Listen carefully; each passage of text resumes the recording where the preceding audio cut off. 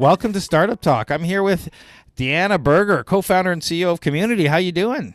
I'm great, thanks, Greg. How are you? I'm doing wonderful. So Great. before we get into everything, tell us, what is commUNITY?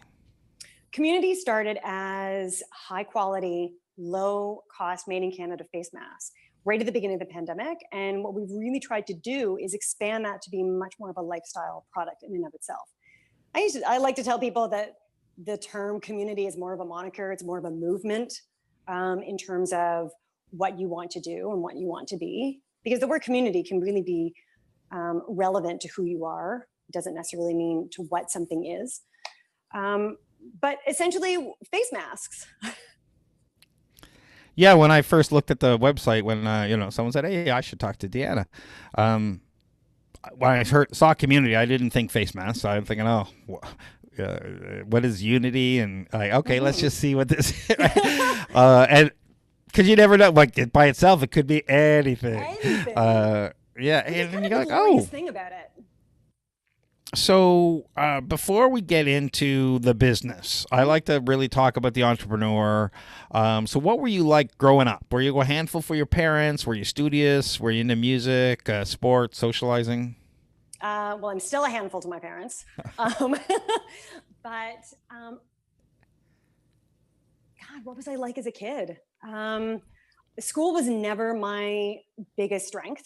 It was something that I always had to work really hard at in order to achieve, my goals. Always into sports. I've always been really social. I err on the side of being an extrovert. You may not have seen that in me. I've always had a really strong network of friends, which have always been like family to me. What else? Oh, I was always that kid, especially when I was about 3, that told my parents exactly what I needed to do. So this is what I want for my birthday. This is the color of room I want. I was, as my mother says, I gave great direction as a child. And hopefully still do. There was one Christmas that I actually did an entire workflow for Christmas dinner. That did not go over well with the family. I don't recommend that, but that's kind of the person that I am. Well, that's kind of funny. When I was 5, my mother likes to tell me this in front of people, embarrass me. I really wanted to be a fire truck when I grew up. Aww, Not a fireman, adorable? a fire truck. Like, who didn't want a fire truck? Come on. Like, who wouldn't want that? You have all the bells. You're a bright color. Of course. So, what did you want to be? You're organizing everything. What was your dream? What was my dream? It kind of went through different phases. There was, when Top Gun came out, I think there was about a hot minute where I was like, Mom, I'm going to be a fighter pilot, which of course she laughed and left the room. Rightfully so. There was a time where I wanted to be into makeup and fashion. But kind of regardless of what I wanted to be, there was always a purpose really connected to me and whatever that role was. But I don't think I ever really figured out, and I still don't really know. I think we have so much life left in us, especially at this time and this environment, to kind of figure out what we want. But I was never one of those kids who was like, I'm going to be a lawyer. I'm going to be a doctor. I'm going to be a teacher. I've just always been so interested in lots of things. So where'd you take off out of early age school? Did you go to university? Did you do college? Did you do your own thing? What happened? Yeah, Travel the world? Born and raised in Toronto. After graduating high school in Toronto, I went to Western. I spent 4 years there. Came back to Toronto and went into advertising. And I loved so much about advertising, the speed, the creativity, the people, but it wasn't quite the right fit for me. So I decided to kind of, true to your question a little while ago, but looking at what have I really liked to do?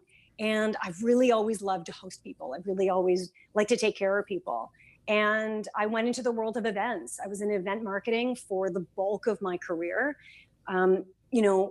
taking on more and more responsibilities and more encompassing marketing roles at a variety of Fortune 500 companies. But that base of events in terms of how do you take care of someone, how do you show people and bring in some emotion to a different context, to a different idea. And I really love that. And then decided a couple years ago that I wanted to do something more. I saw other areas of the business that I was really excited about and wanted to kind of needle in a little bit more there and understand, more on the operations side or more on the product side. And I went back to school and did my MBA. So I decided to do my executive MBA at Robin, which takes the 1 year or the 2 year full-time program and condenses it into 1 year for people on the executive track.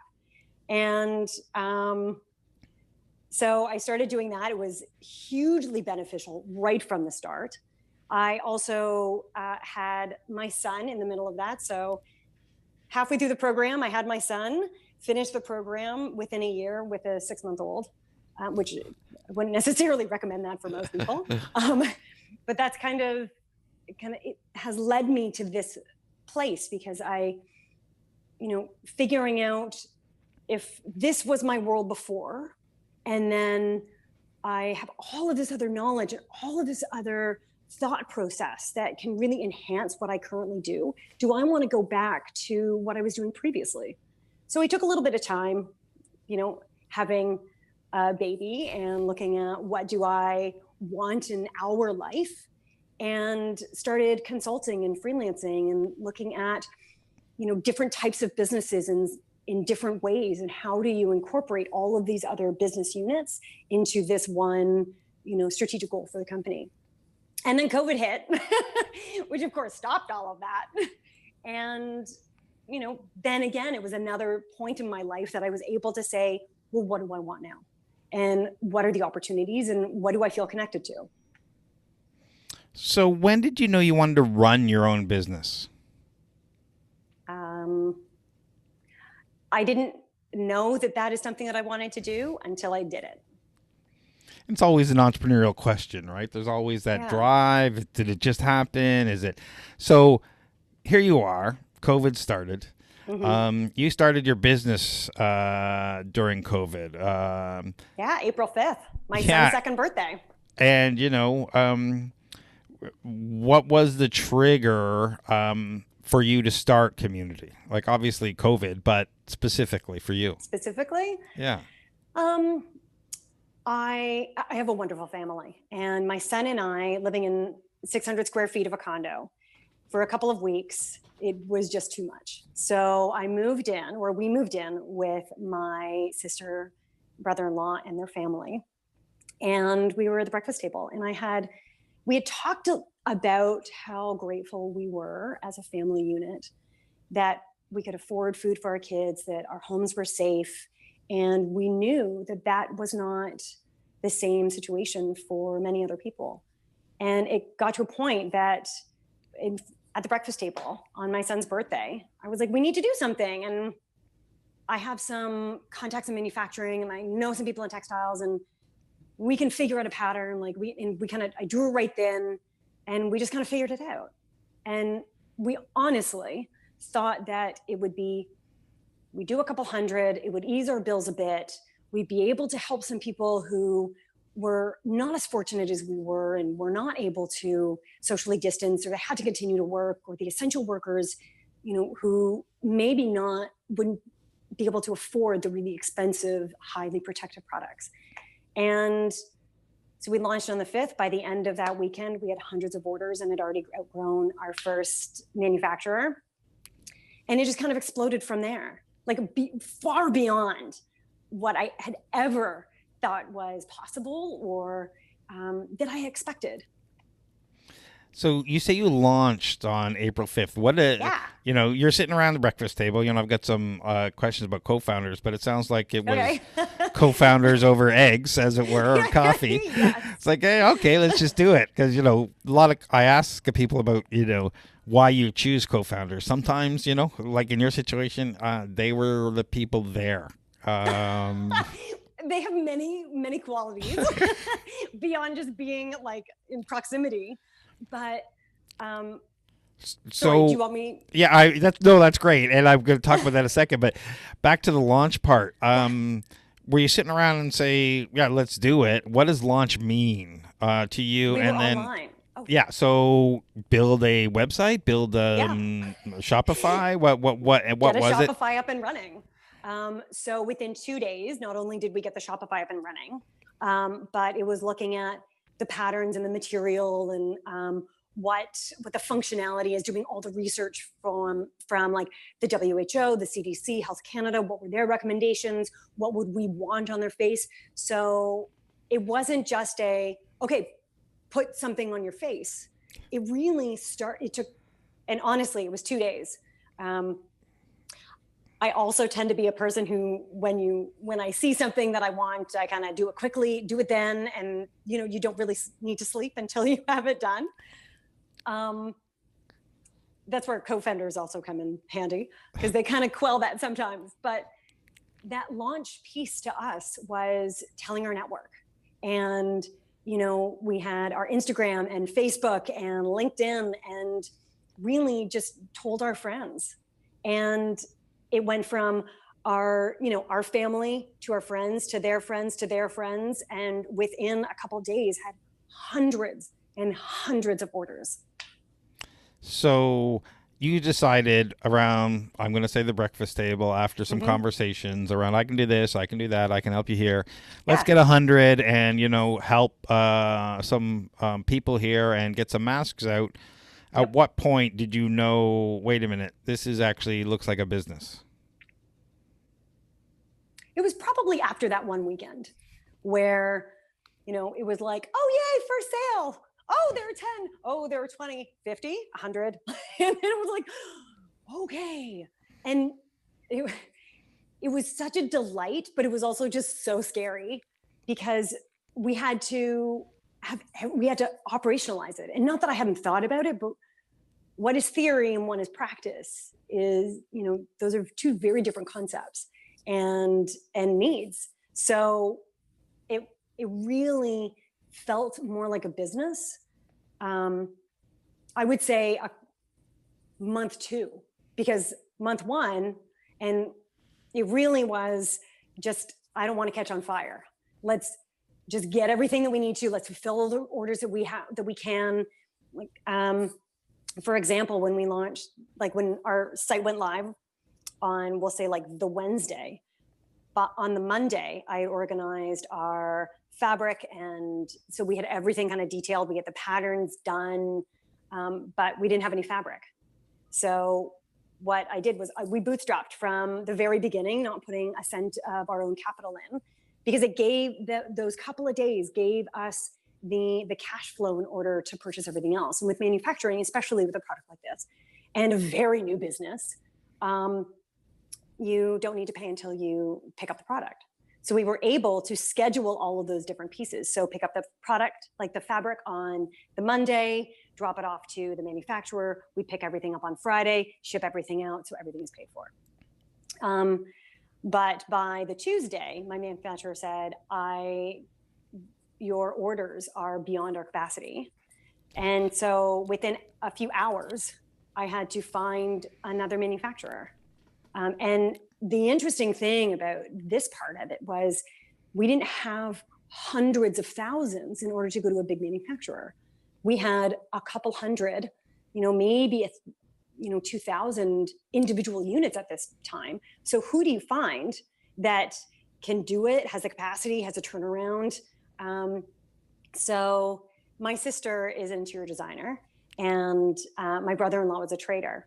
And my sister had some contacts within manufacturing. So in terms of like upholstery, so couches, sofas, huge pieces of manufacturing. So we went through a number of different phone calls. I had a fabulous conversation with this gentleman named Sam, who had a team of, sewers and a manufacturing upholstery plant up outside of Toronto. And he answered my phone call, was like, no, we're not going to do anything. We're shut down. We're not open. Within half an hour, I was able to convince him just to hear me out. So the next morning I found myself, it's 8 a.m. at an abandoned warehouse with some guy named Sam outside of Toronto. And I ended up getting in the parking lot and was like, what am I doing?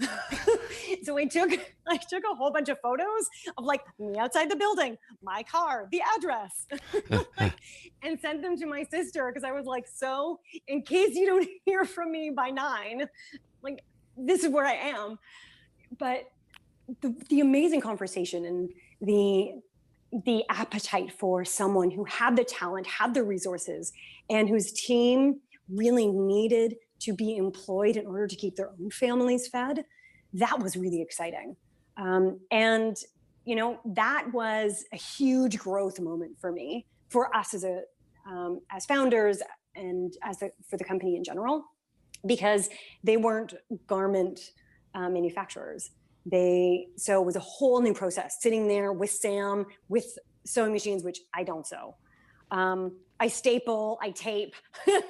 You don't want anything that I make with a sewing machine, but really looking at how do you use the materials and the manufacturing equipment that Sam had, and use it for something as precise and delicate as a face mask. So that was really fascinating. And then again, within another 2 weeks, we outgrew him and his entire facility. So I tapped into my Rotman network, and through a variety of different phone calls, we were connected with a gentleman by the name of Tim, who runs a series of huge manufacturers, like really high quality luxury garments in just outside of Toronto as well. And we've been with Tim ever since. And I have learned a lot through all of these different experiences, mainly because I had zero manufacturing experience, like supply chain, any of that sort of retail piece, which we can get into in a minute. But that partnership with Tim and his team was beyond essential. It is beyond essential. They are the partner that we really need to have. It's the relationship that I do my best to protect. But that's kind of the journey that we had. I know that I really kind of went off to the left side with your question, but it kind of shows the arc and the ebbs and flows of where we came, because I didn't know it was a business until you had all of these daily and almost hourly fires that we had to put out in order to just fulfill the orders that we had. So yeah, and you started commUNITY in April, like you mentioned, April 5th, when many people, including myself, were expecting it to pass in a few months. So, great, you're tackling a need short term, helping people out. Here we are now in November. At what point did you cross that mental threshold that some of us are just crossing now, that this is potentially a long-term thing, maybe another 3 to 6 months before they get a vaccine out there and they start lighting things up? At what point did you realize this isn't going away in 1 or 2 months? I think it was probably, again, that kind of month number 2, really looking at what was happening on the other side of the world, the lengths that governments and people had to take in order to keep themselves protected, seeing the cases increase and increase and increase, and also looking at historicals. So when you look at I think it was 1890, when the influenza pandemic happened, it wasn't 2-3 weeks. And I think in North America, we tend to have a little bit of a perspective of, oh, well, that's them. That's not going to happen to us. We're fine. My brother-in-law is a history buff, and he absolutely was more of a driving force on volume and what we should commit to and how we can protect our own community. Just because I didn't want to overcommit, because I didn't know how long it was going to take. But Colin absolutely was like, no, here's the historicals. This is what has happened in the past, is what is happening through in a variety of different countries around the world, and we need to prepare. So he was the driving force there. The pressure for a normal startup can be pretty intense for far as speed and execution can go. You must and it had for you it must have been critical. You know, how did your co-founders you came together through luck, through obviously there's a lot of skills there and a combination of things. You talk about your sister's background in interior design and connections in manufacturing, and I think you mentioned Colin and his background in a few different things here. So how did speed to market play a role to really gel you as co-founder, that this is really a company, and bring you together as co-founders? Oh, that's a really great question. So I think a couple things there. So our speed to market was absolutely critical. We were, when I look back at it, seeing that the Gap Roots, all of these huge retail, behemoths didn't think of doing mass for 4 months, and we were right at the beginning. It was the want for us to do it, I think, is very different than a number of these other companies that have pivoted or just provided another product. So I really pushed not only our manufacturer but our team to every day fulfill, regardless of the product, the volume that we had. So really making sure that we were working almost 20 hours a day when someone made an order to get it out within 24 hours, to really push the manufacturer, because so many of them are, you have to wait 4 weeks, 8 weeks in order to have volume turnaround. And again, kind of going back to how essential your partnerships are, specifically with manufacturing, they worked tirelessly, and they really were a huge supporter for us. So, and I mean, I was in my car constantly going up and back to the manufacturer, sometimes 3 times a day, just to get a few more so we can get them out the door. So how, or have you, you started at the beginning of COVID, but has your main value proposition changed since April to now? Absolutely. So when we started, of course, it was really wanting to help people in our community, and through the face mask, which that is still such a core value of ours, that being a family-run business, but also keeping everything in Canada is a huge, really strong value of ours. Where we are now is different from where we were a month ago. It is this, you talk about, the timing of a startup being so critical, and I'm going to use the term volatile sometimes, but it's like the last few months has just been on speed.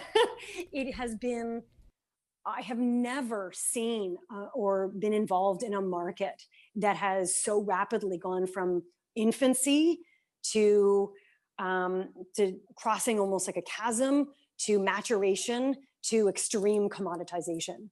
And now we're in a position where I don't think you can walk out your door without being hit with, or pick up your phone for that matter, with how many different options there are to buy face masks, that is.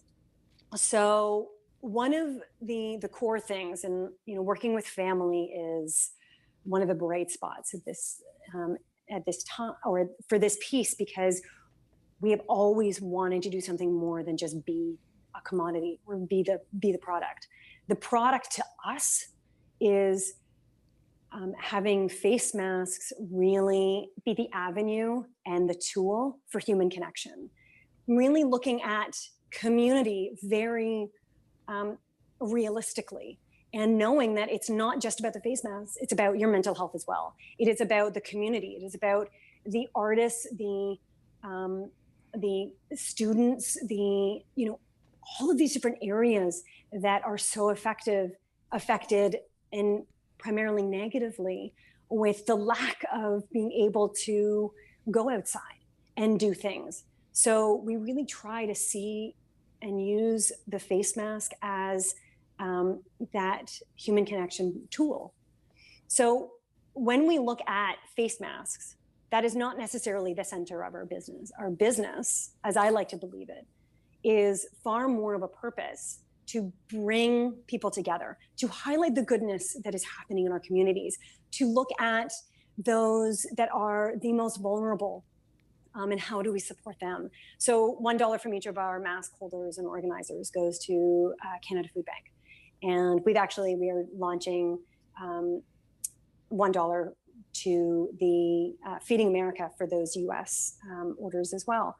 But making sure that we, not only from a product perspective, but from a financial perspective, supporting those communities who cannot necessarily support themselves is hugely important to us as well. So throughout, and again, you look at such a short amount of time where a business has existed, there are a number of key threads that continue throughout our business, and it's being made in Canada, having a high quality, lower cost product, and really seeing community as the product, and how do we support that? So that's kind of where we are today. I don't believe that piece, like those pieces, will change. I see them maturing and evolving, but I don't see them changing. So at this point, everyone can use masks, but who is your ideal client? Is it individuals, organizations? Who are you kind of targeting the most? Well, where we've seen our niche really shine is with people who are like-minded. It's the people who want, because you can go get a face mask for $1.50 down the street. But, again, one of the things that is really important to us is making sure that we are keeping as much money in the Canadian economy as possible and supporting our community across the country. So making sure that, that is really a strong piece of our business, that we are telling a story that no other face mask place is telling. It's really also looking at, what do we want to do? How do we want to show up? Over the last number of months, I've really taken stock in, what does character mean, and who do we want to be at this time?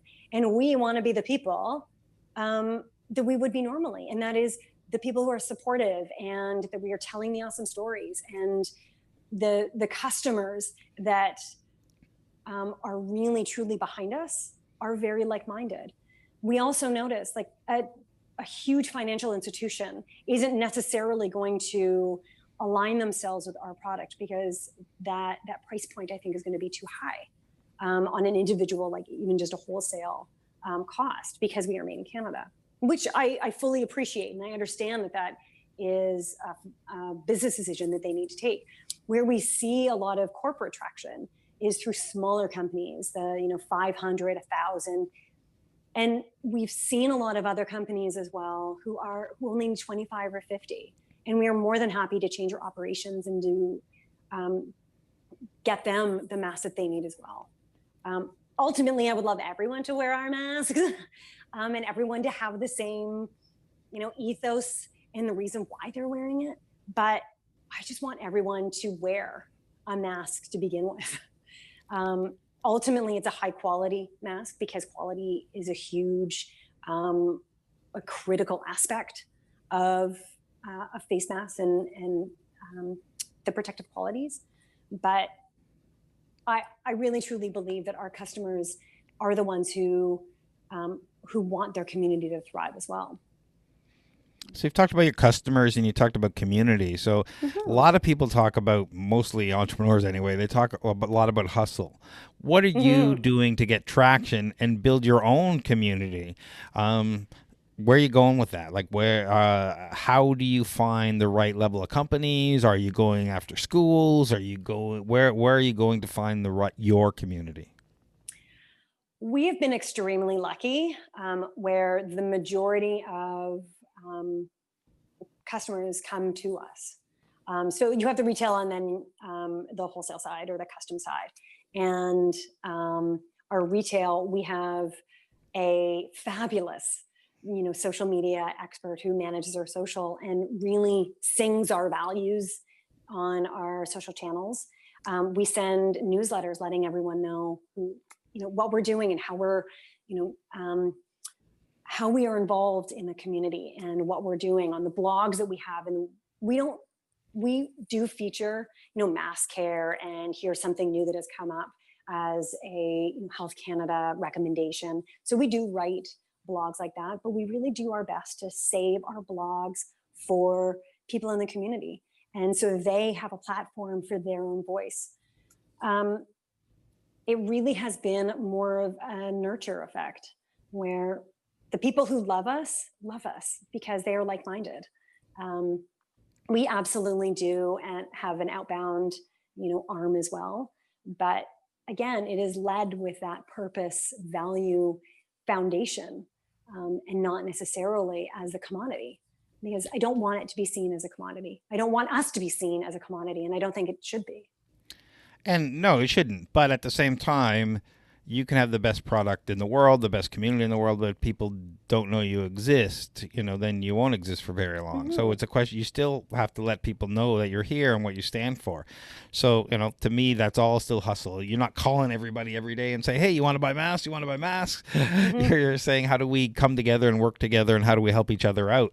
Now, in that vein, I see, and I don't know all the things you do on your website, but we were talking about a gallery because you have a pop-up shop, and we'll talk about that again in a bit.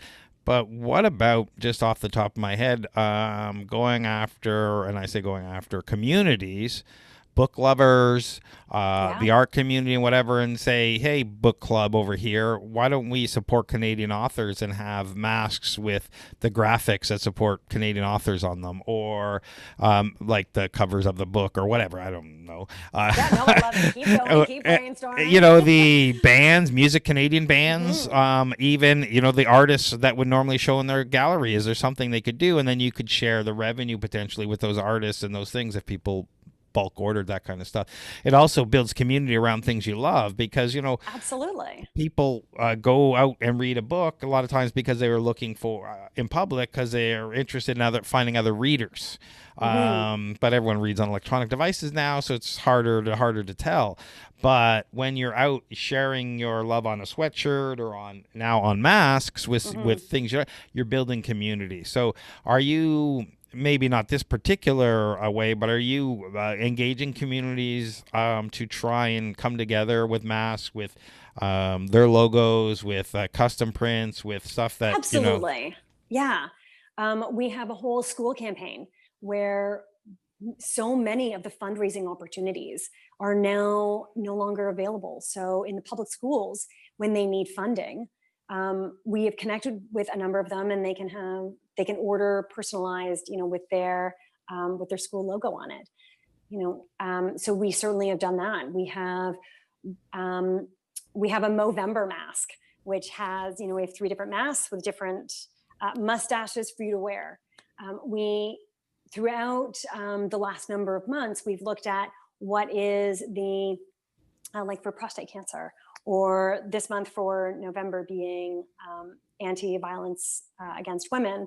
Our purple masks are on sale, and $2 from each of those masks goes to a different cause. So we really try to look at what resonates with us and how do we connect with that community. We certainly have a number of other things going on, and we absolutely, I love the idea of having, book clubs and some other, like, musicians. I think that the challenge there as well is looking at how do people see that and how do they actually wear it, because you can't necessarily be in a single place with all these other people that have, the book cover or the band, if it's a local band. So are you doing it in quantities of, 5? Is it 10? Could it be 100? Like, I'm not sure there, but I think the more micro we can think of that, to support, you're absolutely right, to support the community at large, I think there's a huge opportunity there, because it's not, sorry, go ahead. No, go ahead. No.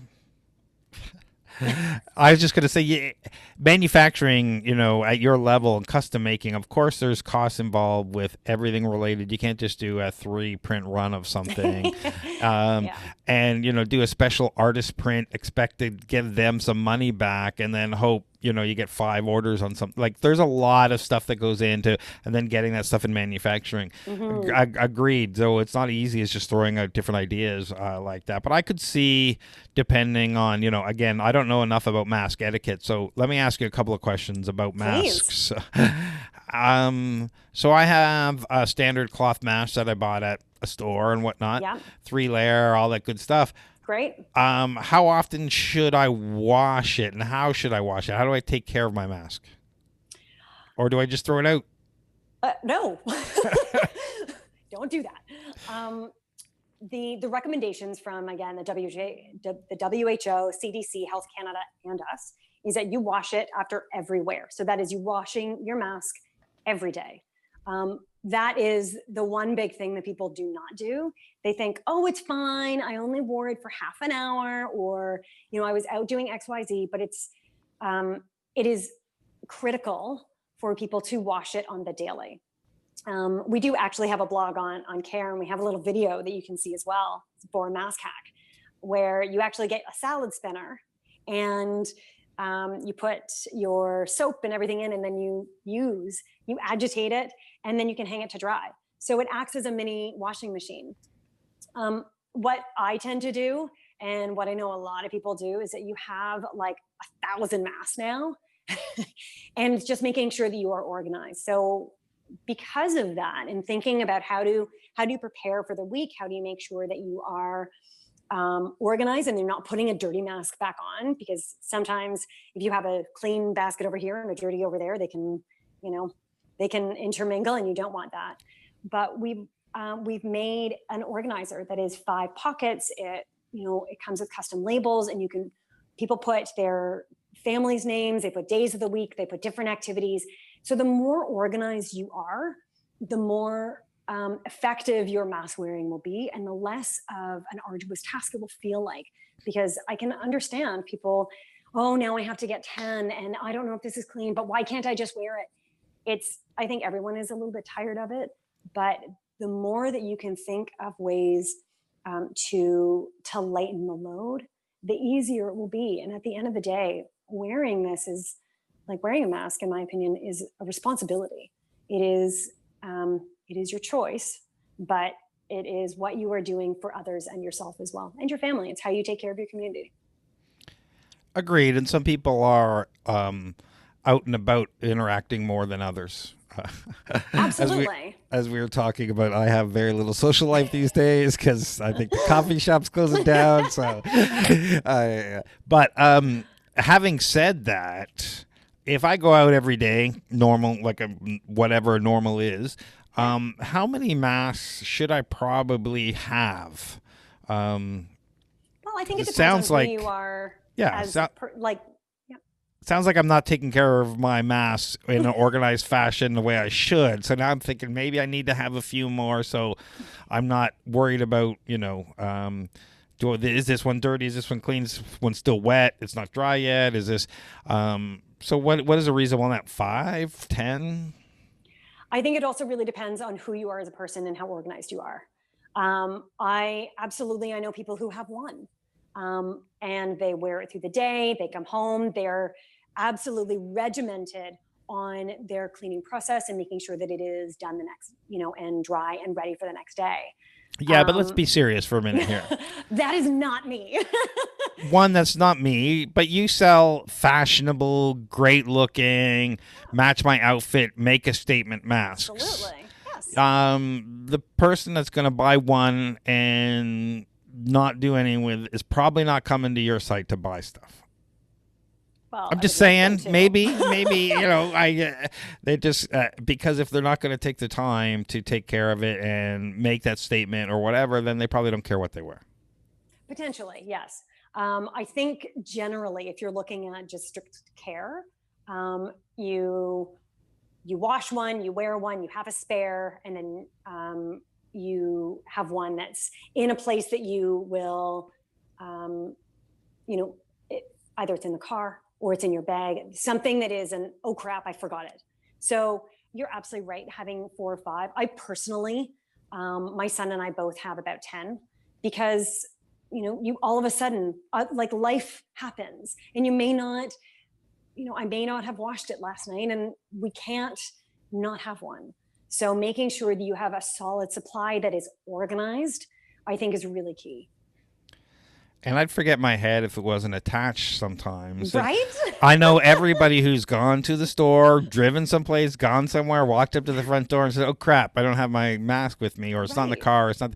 So you always have to have a spare one on you or with you. So, one, what's the etiquette, or what should we do? How do we carry these things around with us without them collecting all this crap on them, so that they're already dirty by the time we put them on?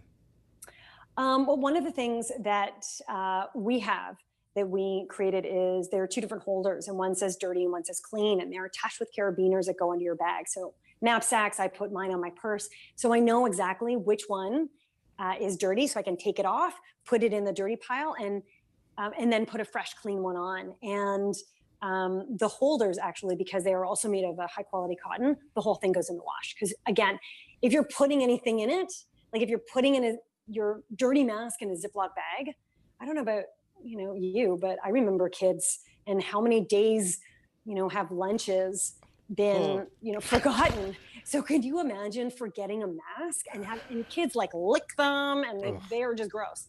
So putting in a Ziploc bag is not going to keep it sanitary. I hadn't even thought about kids for that part of it. Right? Like, so gross.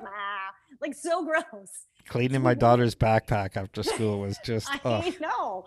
Well, all of a sudden you're like, oh, this banana was here 3 months ago. Like, I made this sandwich for you 2 weeks ago. What the hell?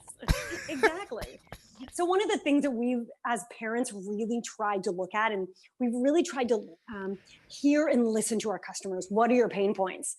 Oh, you need dirty and clean. Of course, we need something to identify that there are different, dirty and clean, because you don't want to put the dirty mask back on.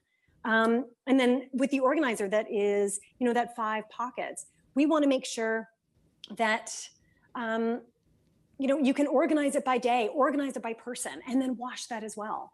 It actually also rolls up. So for children who go, or families who go from house to house to house, it travels with you. I think of ski season or cottage season. You can keep all of your masks organized and then just put it in your bag, and you have them all there. You don't need to think about, okay, now I have to get it. How many am I going to take from that one basket? And what happens if I forget it? Like, just take the lift off. So we've really tried to look at masks as a lifestyle product and not just about the unit itself. We're looking at the whole person. We try to, anyway. And with winter coming, are we going to be, having like an outdoor mask and an indoor mask? And I say that because there's lots of conversations about, your mask not getting wet and, switching it up when you're, so is that a thing we see happening? Or is it just carrying multiple masks for that reason? I would just carry multiple masks. Like, think about your day, parse it into different sections, and then organize accordingly. I have to say, like, I had to wear a mask the other day, and it was like a million degrees below zero. It felt like that anyway.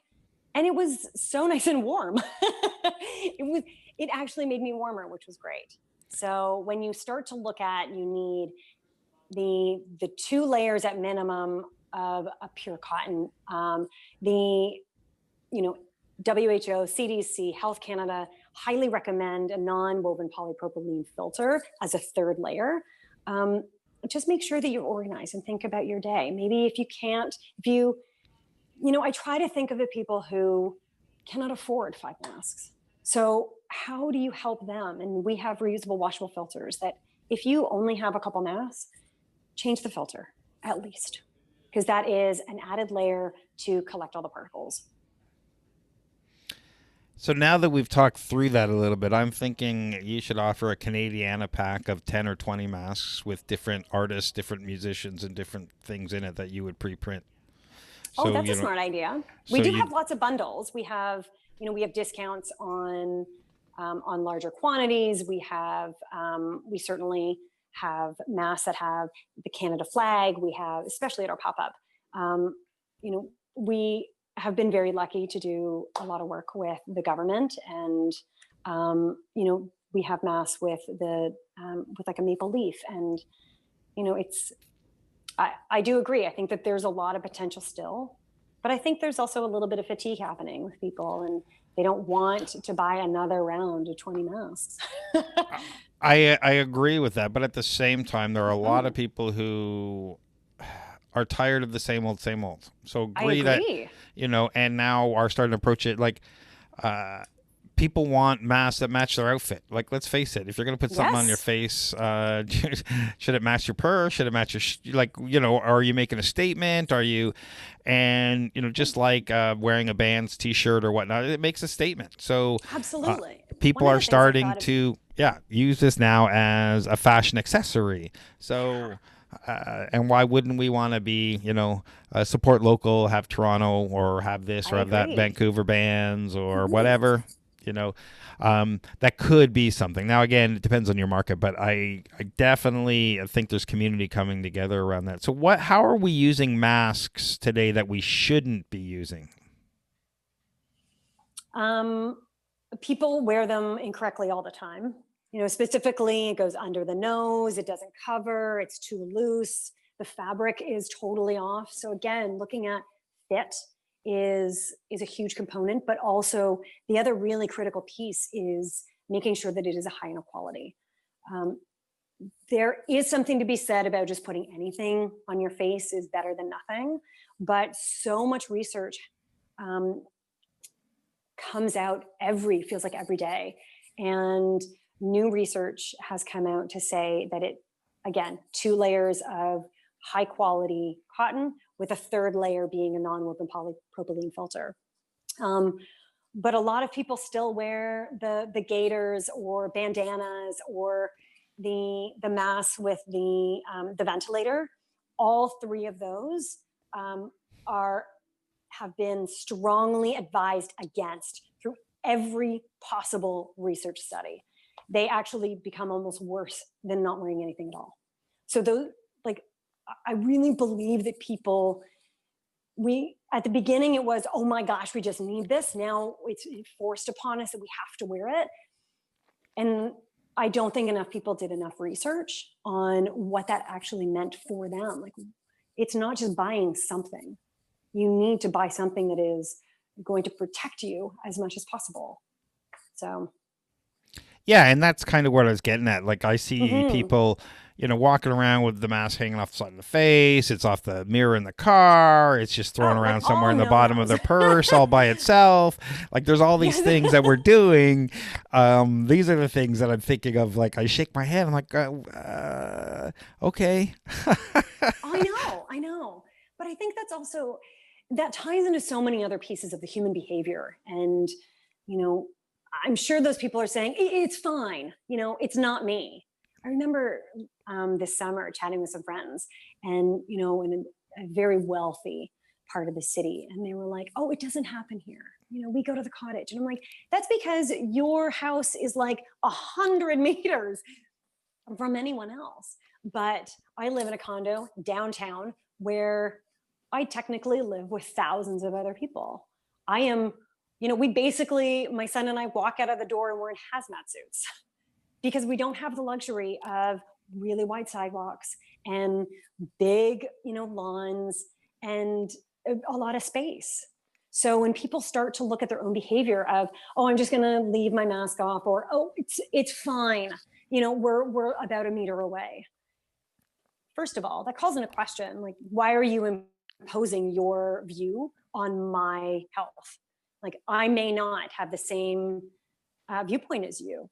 So when we kind of going back to our that sense of community and really looking at supporting uh, our connection with people, we actually tapped into a professional etiquette coach to ask some of these really important questions, like, what do we do? Like, there's someone at daycare that does not wear a mask, and he's like, "Oh, it's fine.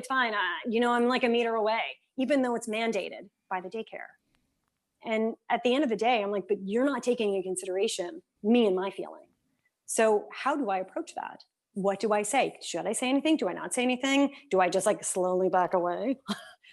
So we asked an etiquette coach, and we have a series of questions over the next couple of weeks that she will provide answers to, because it's something that we don't talk about. We don't know. And the number of times that, I have always been a people pleaser.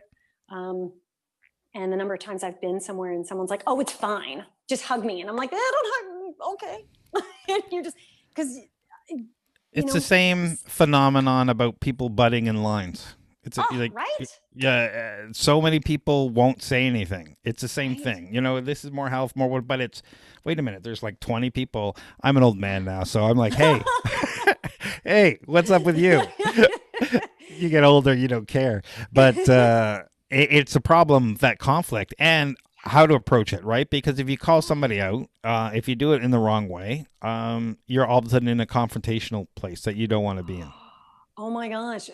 Very true to that. I was recently in a store, and this woman walked in right beside me without a mask. So of course, I'm all geared up, and I just kind of stood back, let her go in, and then took a sharp, direction opposite her. And I realized that she was right behind me, and she got into this altercation with another woman. One wanted to wear the mask. The other said, I don't need to. I have a health problem, which that is fully valid. But it ended up that there were like 30 people involved. It wasn't quite 30, but it was more so. Everyone started yelling and ganging up. And it was such an interesting phenomenon to witness, that had people either just mind their business or walked away from that person, or thought about, if the person who's not wearing a mask, could she wear a button? Because we've thought about doing that too. Like, how do you protect the people who cannot wear them? I think it is not only are all of our behaviors challenged because it is something new and different, and a behavior change that we have to adapt to, but it's also really looking at, that everyone is scared, that, we don't know what's going to happen. And we are nervous for our families, and we are nervous for other countries. And so that is a whole other layer that I feel we, as just general citizens, need to be a little bit more patient about. And, coming back to the beginning of our conversation, when I mentioned that I've been thinking a lot about character and who do I want to show up as in this time.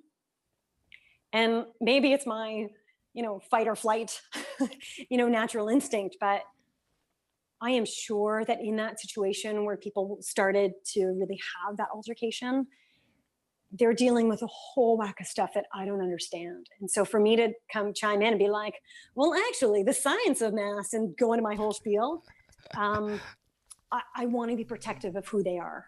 And I think that if we are all just a little bit more patient, if we are all just a little bit more kind, and if we are all just a little bit more sensitive, and be true to the character that we have, I think that hopefully it'll help us as a community get through this. Because it's going to be, especially as we look to, sorry, I'm totally No, go ahead, keep going. As we look to winter, it's going to be hard. And how do we, as a society, protect the people? One of the other people that we've tapped into for our blogs is a psychologist, because to us, it's like, you have these bubbles. That's amazing. You have your own little network of support. But what happens if you're not part of a bubble? And what are the negative effects of those?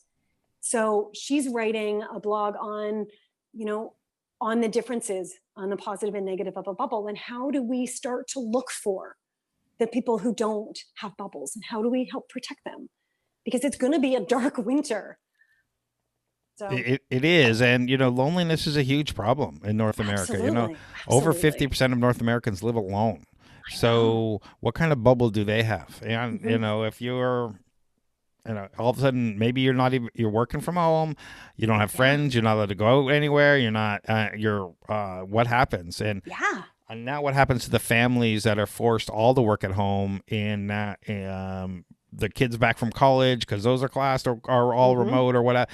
and the family disputes and the conflicts that Oh, I know. happen because you're not structurally prepared for that. Yeah, and tensions will just rise because naturally, when we hopefully when we look towards the holidays, people are going to have different senses and comfort levels, and what is comfortable for our cousins may not be comfortable for me. And how do I say I'm sorry you cannot come over, even though they may be living alone, or it's just two of them, or it's just a family, and they say, oh, but we don't go anywhere.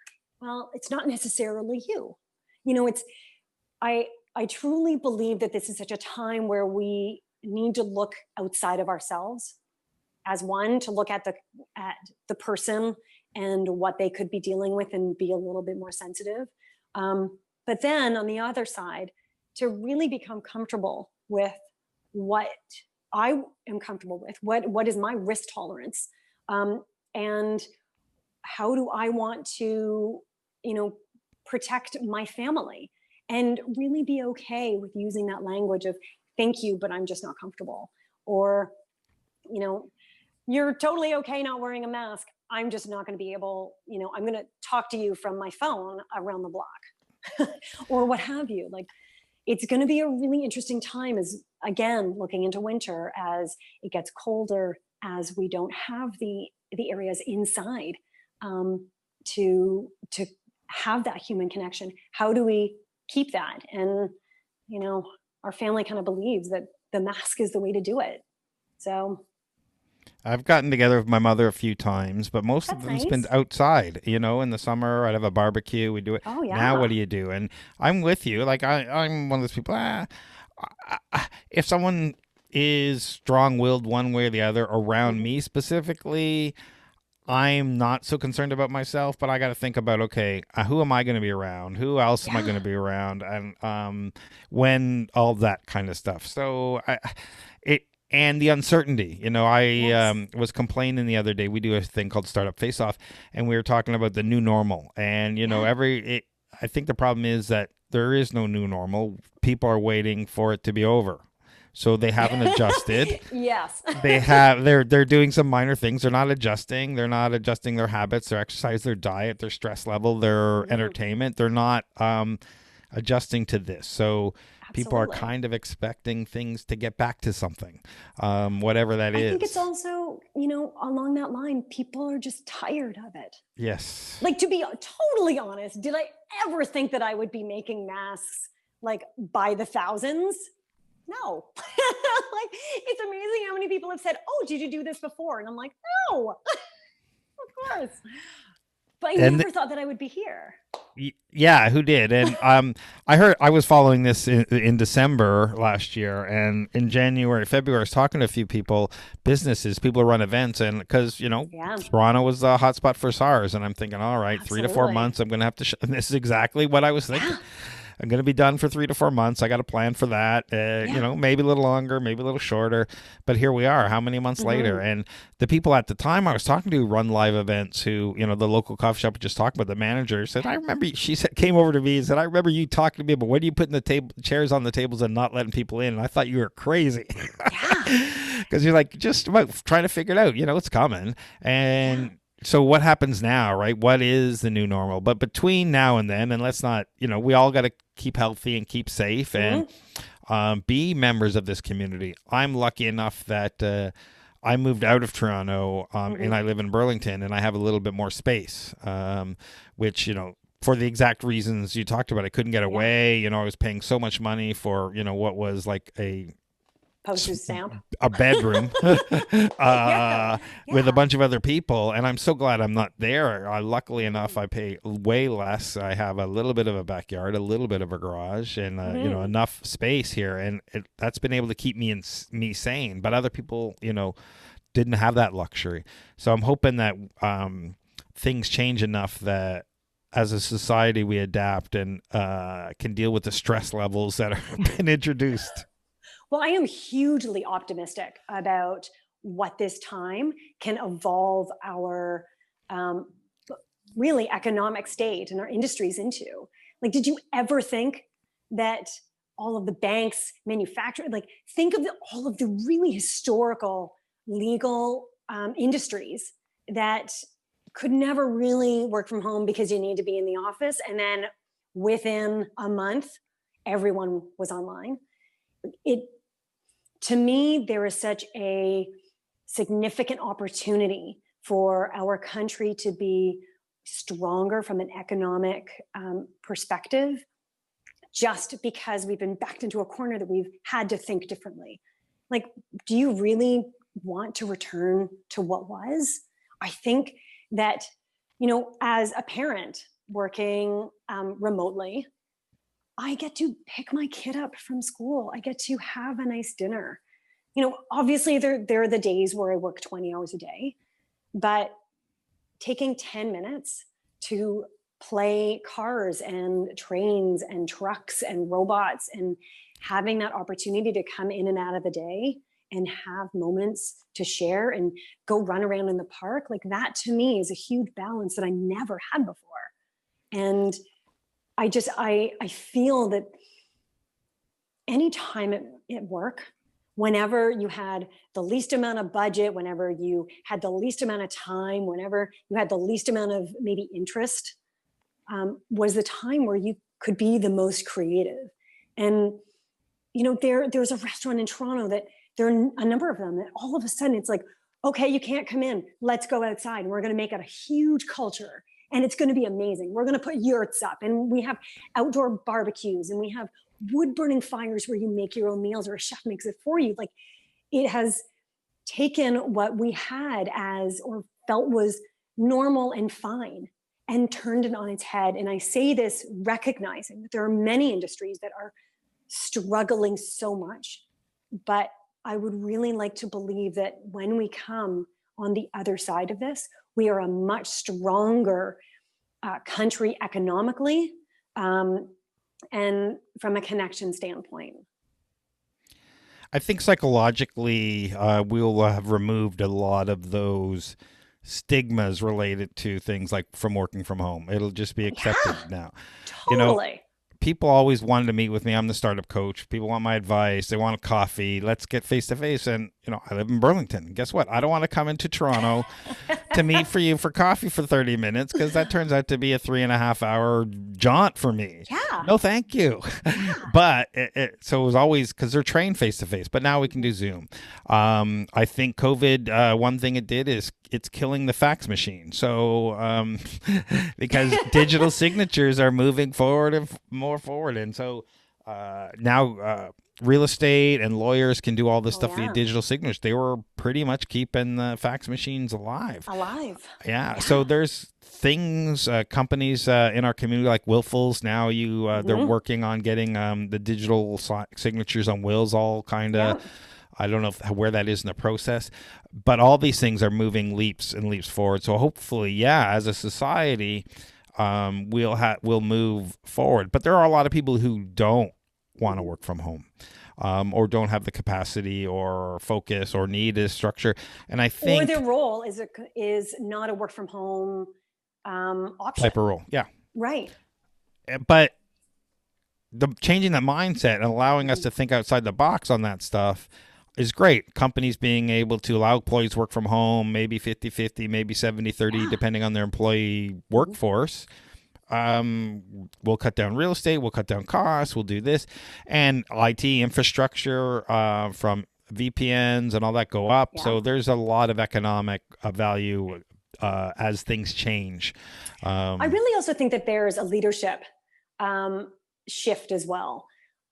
As we look at the very old traditional pastel and mail environment that many leadership positions are kind of beholden to, changing that and challenging how we work together, because so much of yesteryear's generation was face to face. You had to wear a suit. You had to be in the office. I worked for a consulting company as well, and I remember I'd wear suits, pantyhose, closed-toed shoes, and you challenging that kind of rigidity in what has historically been successful in order to think of what are the opportunities now and how do we connect, I believe will also really open the doors for a new type of leadership. New generations, new roles will come out in traditional environments that would not necessarily have the opportunity if the traditional ways were continued as the norm. I am really hopeful that because of this, board of directors will start to diversify in very different ways, have younger board members, that leadership positions will have, you know, younger members as well. And, you know, one of the things that I'm extremely, when you look at masks, I am extremely encouraged by how many people busted out, rolled, you know, sewing machines, dusted them off, and made their own masks. Like I am just so thrilled that people thought of that, that they did that. And that to me it is such valuable insight into how we as a community, not to hammer on that word too much, but how we support each other and what we do in the face of adversity.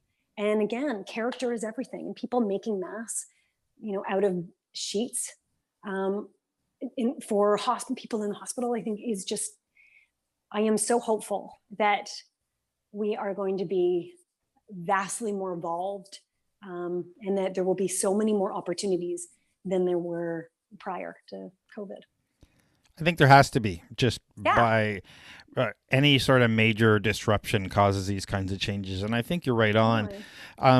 Generationally, you know, the board members, the big companies, they all become younger over time, and then they get older. But look at, you know, the generations now. We're talking about the most billionaires, the top money makers in the world now. Zuckerberg, how old is he? And Elon Musk. Yeah. Yes. Well, you know, not maybe not. You know, not Warren Buffett looking fellows. You know, like it's changing generationally. We're all changing to a younger, more diverse, more, I'm going to say connected, because we have to be. Absolutely. And as being more connected, you know, I always say that if you're not in the room, you're at a disadvantage. And it used to be the case. If you're in a meeting and you dial in, if you're not in the room, you're at a disadvantage. You're not getting the body language. You're not getting the before and after talk. You're not getting all that stuff. Oh, yeah. But now you level the playing field because everyone's not in the room. So things have to change. So management styles have to change. Workflows have to change. People working together, like so many things have to change. So much. You're right about, you know, the role of HR and all this has to change, and you're going to see all sorts of different roles and responsibilities and how companies go after this. So it's an exciting time. I think so if you too. look at all the opportunities, we try not to look at the bad, because we look at opportunities. And an old manager of mine used to say, there's good fishing in troubled waters. And so when times are rough, there's always, you know, clients looking for help, new needs new markets to go after. You just have to keep that an open mind. So what is next for you and commUNITY? To be totally honest, I don't know. And, you know, there have been so many people in my life, and bless them, who have said, you know, you have to start thinking further ahead. And think about your strategy. Like, what are you going to pivot to? What are you going to add? What do you want? And at the end of the day, when I continue to look at what the state of our market is now versus a month, 2 months, 6 months ago, 8 months ago, it is so vastly different that I would never have been able to predict where we are today. So my goal for commUNITY is to have fun, to do, like, have cool conversations with cool people who are doing cool things, collaborate, support our community, keep it Canadian, and help protect people and support. So we're just having a really good time. And of course, because we're family, sometimes that good time, but on the whole, everyone's alive, which is great. And I am not sure what's next, but what I'm really enjoying is the daily grind. Like, and I know that that sounds maybe a little silly, but one of the amazing things about kind of running your own show and having a business that is not super established, like if we haven't even hit a year, is that we get to try things, we get to take risks, we get to, tie-dye was really hot in the summer, so we're like, let's do tie-dye. And within a day, we had tie-dye packs and tie-dye masks and all of this, and you get to try it.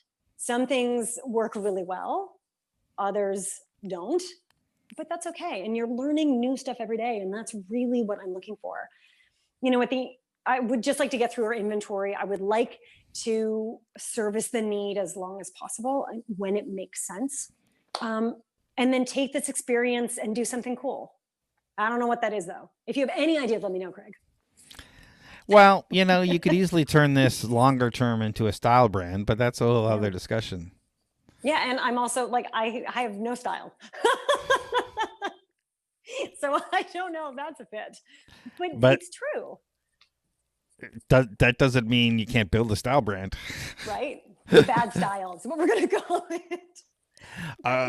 It's true. Like right at the beginning, I got really in my head about expansion and scale and investors and what about attacking different markets and what do we like, all of the things that I learned in business school. And it just got to a point that I was feeling so crushed by my own questions, where really every single day is a new adventure. Like, again, we started this having no manufacturing, no retail, no supply chain experience. So learning everything from the ground up has been extremely hard. We've had to learn a lot, and it is sometimes a daily challenge. When you have like a giant win, you're like, I'm on top of the world. And then like an hour later, you're like, ooh, that was a mistake. But at the end of the day, like, I don't know what I want to do. And being able to just think of it in short terms, like, okay, what are we going to do for the next 2 weeks? What are we going to do for the next month? What do we want to do? What do we want to stop doing? And then we just kind of do it. It's wonderful. It is. I've never had so much control in my own role, in my team's role. And it's been such a fascinating learning experience. And I have some friends who from school who have just consistently said, you will not know how much you have learned or how much you have changed until like for 2 years, which I think is very reasonable. I think that's very true. It's very freeing and liberating when you think like that. We can do whatever we want. What do we want to do in the next 3 months? What are we experimenting with? And the wins and losses are highs and lows, but it's a wild ride as an entrepreneur, especially, you've been 5 months into this and we're dealing with manufacturers. I'm 3-4 manufacturers in now versus, where we started, and we have, I know. And, different markets, different this, different that. And who would imagine? And yeah, you can easily get in your head and throw the MBA mind at it and say, okay, how do we go to here? I want to sell to Nike in 5 years, and this is the plan, and this is the thing, and great, but that's not why you started this, right? And it's not who we are. And like, okay, let's be real. I would love to sell to Nike, but like that, it's not what I want out of this. And again, taking the MBA head out of it, or traditional MBA head. So I loved my education. I feel so thankful for the education. It has allowed me the confidence to do this in general and to I will use thrive every day. But I think one of the reasons why this works is because we don't have the background. We're not doing anything in a traditional way, nor do I want to. Like, there's no fun in that. There's no, having to come up with a tech pack or a pattern for products, like for mass, for the organizers, the holders, what have you. Like, and honestly, you can look it up online, you can download things. But at the end of the day, what I ended up doing specifically with like the organizer was write down all the problems, what are the pain points, and I would do this at night, of course, because from 2 to 4 in the morning, what else do you do but, brainstorm? And I would napkins, and pieces of paper. And then I put pieces of paper together and stapled them. And then I got like an old shirt that I hated and I ripped it apart and put it together. And then my mother is an extremely talented quilter and sewer and everything. And so I would bring her all these pieces. And I was like, here's the intention. This is the problem I want to solve. This is what I want out of it. And here are all of my attempts. And we would sit there and, she would help sew. And then once I had a product that I liked, you kind of have to rip it apart and say, okay, what's a manufacturing mind? How do you not sew? And how do you not cut? How do you not have this? Like, how do you take the product and make it as efficient and a time saver for someone to sew on a line? Like, I had to learn what that was. And again, like, not having a pattern, not being able to do that, because I do not have any sort of skill in patterning. But we put everything together in the way that I thought was going to be the best, and then undid it, took a whole bunch of different colored markers because I had them, and Post-it notes, and drew all over the pattern that I had, and then resewn it and pinned it. So then I took it to the manufacturer and I was like, here you go. Like, this is my tech pack. And they were like, what the F is this? But honestly, like, it was how did I get it from I see the problem to, okay, here's the solution.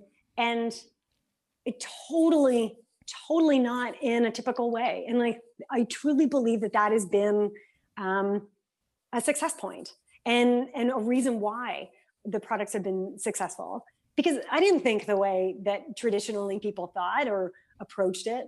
And so you kind of just do it a different way, which is awesome. It's been so cool. I'm so thankful I wasn't laughed out of the room.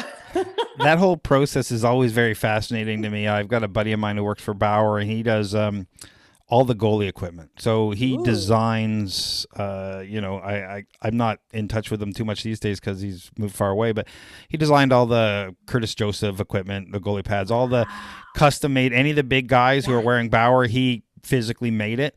But not only does he play around and does all the stuff that you're talking about, you've got to think of all the different materials that will stop a puck from bouncing out, but bounce a little bit, does all this stuff, and then figure out how to build it. And then does it all, does like 100 different prototypes and figure out what works. Then he's the guy that has to fly to Taiwan and work with the manufacturers and say, how do we do exactly what you did? This? Yeah, how do we optimize it? It's one guy making 1,000 stitches is fine for this, but you can't do that in real life. So how do we optimize it for? And that whole process is incredible. Mm-hmm. So where can people go and find out more about commUNITY? communitymass.ca. And then, so that is our website. And then Instagram, Facebook at communitymass. We have a LinkedIn account. And yeah, that's kind of where we are. And I hate to cut this short, but we are like way over time. As I tend to do, Greg, this is going back to your original question of who were you as a kid? I was this kid. I just talk. Yeah, I think we skipped a lot of questions, but I think you answered them all in the stories, and I think they were more informational anyway. So I really appreciate you taking the time, Deanna, Thank you for asking me. Today. This has been a highlight. Again, along all of the things that, a first that have come this year, this is definitely a first as well. And thank you very much for your time, for your insights, and for your questions. And thank you, everyone, for sticking with us till almost 1:30. Appreciate it. And we'll talk to you all soon.